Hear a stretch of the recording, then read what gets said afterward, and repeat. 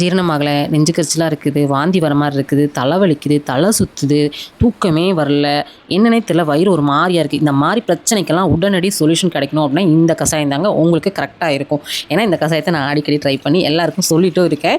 இதுக்கு ஒரு டம்ளர் தண்ணி, நம்ம கிச்சனுக்குள்ளே இருக்கக்கூடிய பொருள் மட்டும்தாங்க. இதுக்கு நீங்கள் ₹1 கூட வெளியிலேருந்து செலவு பண்ண வேண்டிய அவசியமே இல்லை. கிச்சனில் உங்கள் அரசல் ஜாமான் டப்பாவை மட்டும் எடுத்து வச்சுக்கோங்க. நான் சொல்கிற ஐட்டம்லாம் நீங்கள் போட்டு இந்த கஷாயத்தை குடிங்க. ரொம்ப ரொம்ப நல்லாயிருக்கும். 1 ஸ்பூன் சோம்பு, 1 ஸ்பூன் சீரகம், வர கொத்தமல்லி. இது பார்த்திங்கன்னா உடம்பு அவ்வளோ ஃப்ரீயாக வச்சுருக்கோம். நம்ம வயிறு பார்த்திங்கன்னா அவ்வளோ லேசாக இருக்குங்க. இது மட்டும் இல்லை, உடம்புல ஹீட் அந்த மாதிரி இருக்குது, அதனால் வயிறு வலிக்குதுன்னா கூட அதையும் கூட பார்த்திங்கன்னா ஈஸியாக சரி பண்ணிடலாம். இது கூடயே பார்த்திங்கன்னா கொஞ்சமாக வெந்தயம், கொஞ்சம் வயிறு வலி அதிகமாகவே இருக்குது அப்படின்னா கொஞ்சம் வெந்தயத்தை வந்து கொஞ்சம் கூடுதலாகவே போட்டு நீங்கள் வந்து கொதிக்க வச்சுக்கலாம். இதை கூட்டி குறைச்சி போட்டாலும் உடம்புல எந்த ஒரு கெடுதலும் நடக்காது, நல்லதே நடக்கும். கூடயே பார்த்திங்கன்னா ஒரு கொத்து கருவேப்பிலை. இதை பார்த்திங்கன்னா இதெல்லாம் போட்டு கொதிக்க வச்சு குடிச்சிட்டு வெதுன்னு குடிச்சிருங்க. குடிச்சிட்டு அப்படியே நீங்கள் தூங்குங்க. காலையில் எழுந்துச்சி பார்த்திங்கன்னா உங்கள் உடம்பு அவ்வளோ ஃப்ரீயாக இருக்கும். ஜீரணமும் ஆகும், நல்லா தூக்கமும் வரும், நம்மளுக்கு காலையில் நல்லா வெடுக்கணும் இருக்குங்க.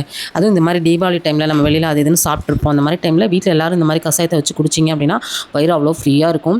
அந்த மாதிரி டைமில் மட்டும் இல்லைங்க, நம்ம உடம்புல வந்து எப்போ வந்து நம்ம வயிறு கொஞ்சம் கஷ்டப்படுதோ அந்த மாதிரி டைம்லலாம் இந்த கஷாயத்தை வச்சு குடிச்சிங்கன்னா அவ்வளோ நல்லாயிருக்கும். கண்டிப்பாக ட்ரை பண்ணி பாருங்கள். 200% ரிசல்ட் கிடைக்கும். நான் ட்ரை பண்ணி